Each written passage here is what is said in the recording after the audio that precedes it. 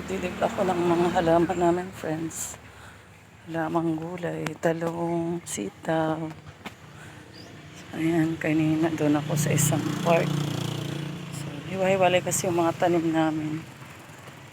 Para, kung saan mayroong space kasi dinadaanan dito. Ayan yung mga talong.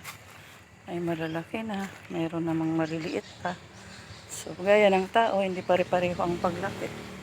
So, merong namumunga na, namumulaklak na. Ayan na, may bulaklak na. Ayan. Ito naman, mas matangkad. Mas marami siguro itong nutrients na nakuha. So, ganda, mga sitaw namin. Talong. So, dito sa park na to, merong mga talong at sitaw. So, ito naman yung pineapple. Namumunga na rin siya. Isa lang yung bunga. Yung iba, hindi pa. Namumunga. Hindi pa naman siya. Ito pala, may papaya dito. Hindi ko nadiligan. Siguro makakasurvive na to kahit hindi diligan. Nasa ilalim naman ng kawayan. Mga puno ng kawayan. Hindi naman naiinitan. Ito yung mga diniligan ko kanina. Talong, sitaw, at saka papaya. So, meron din kaming sili, tapos guyabano. Ayan, magkakasama sila dito. So, magtanim para makalibre sa mga gulay. Ang mahal-mahal ng mga gulay ngayon. Ha? Dapaman? So, mga sitaw. Actually, si Abby ang nagtanim nito. So, ngayon lang naman ako nagdilig kasi si Buboy yung naka-assign kong magdilig. Hindi pa kami. Hindi pa may pasok pala si Buboy kaya hindi siya nakapagdilig. So, ito pala, hindi ko pa, ito pala, hindi ko pala to nakita kanina, hindi ko pa nadiligan. Dito lang ako nagdilig kanina. Ito, ay mga, galing to sa paso, nilagay dito sa lupa kasi para siyang hindi lumalaki sa paso. Pwede na ba na? Ito naman yung mga ibang nasa paso na, ito guys, namumunga na. Ito friends, namumulaklak pa. Namumulaklak, namumunga na.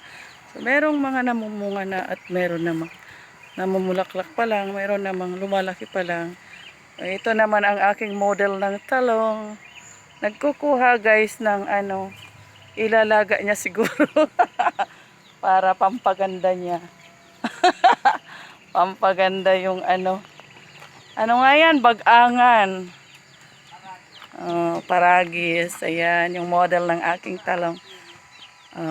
Maglalaga siya. So, ito naman yung mga kamuti, nasa sako para madali ang pagkuha na. So, yan naman yung mga, mga naunang, ayan, may saluyot to. Yung unang batch ng talong, na luyos na. Ayan naman, may kamatis pala dyan, saka saluyot. Ayan, yung nag-iisang sambong, lumaki na din. Ayan, friends. Di pa tayo tapos magbuhos. Ayan. Ito, kukuha muna ako ng tubig dito sa langgana.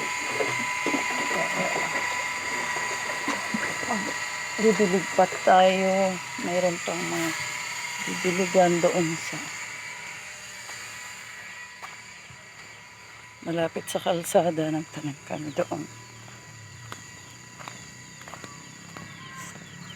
So, this is tiring but rewarding.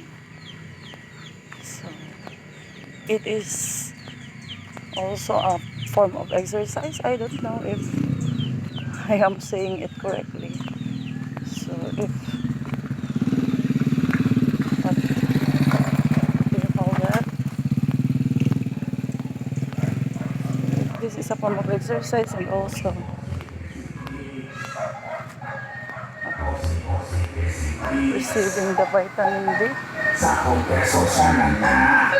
Busy na ang mga ano. Busy na ang mga kandidato.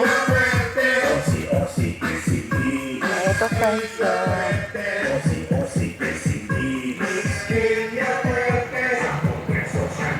Talong. Sitaw. Mother talong. Sitaw.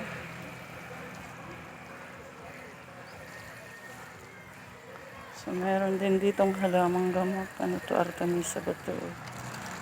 Ang sunod na. Ito Artemisa. So, meron pa. Madami pa. Oh, madami pa guys. Madami pa friends. Nadidiligan oh. Ayan, may pinya din kami dito. Madami pang didiligan ang inyong dilig queen.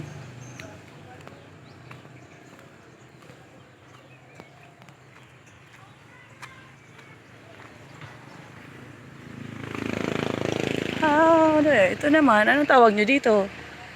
Bungkukan o yung halaman na ano, pinagkakaguluhan noong pandemic. Ano kaya yung tawag doon? Malilimutin din kasi ito sa pangalan. Ayun o, tawa-tawa lang yung nagagandahan sa akin. Ha? Kakain na, okay. Nakaluto na ang kusinera.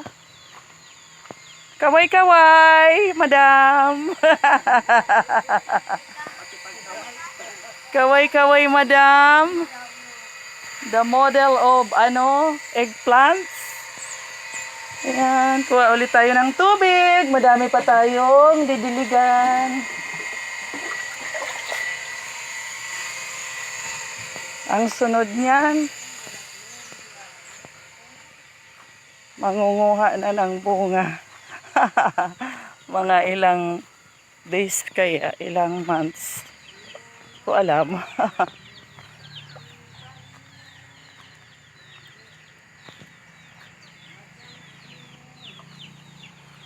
So,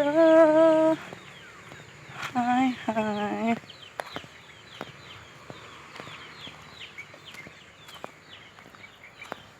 So, lakad. Lakad tayo.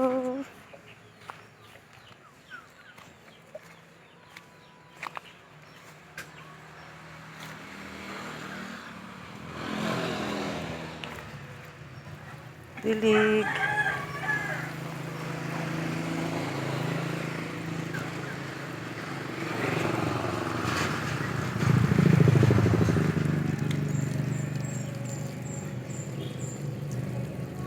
May mga langgam kasi pala.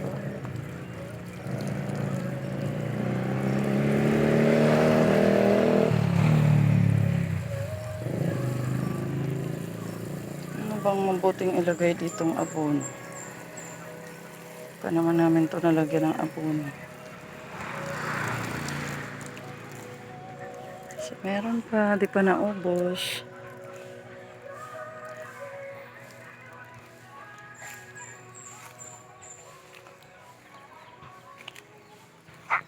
Oops. I love you.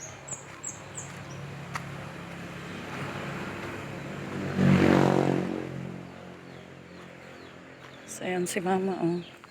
Nagpa-practice maglakad. Minsan, malakas. Yung niya, paa niya.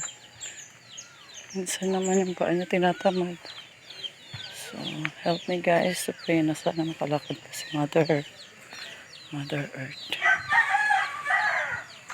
Okay. Babay na muna guys. Ayan mga didiligan ko pa yan. Di pa inaabot ng aking powers. Okay, babay na muna guys, friends.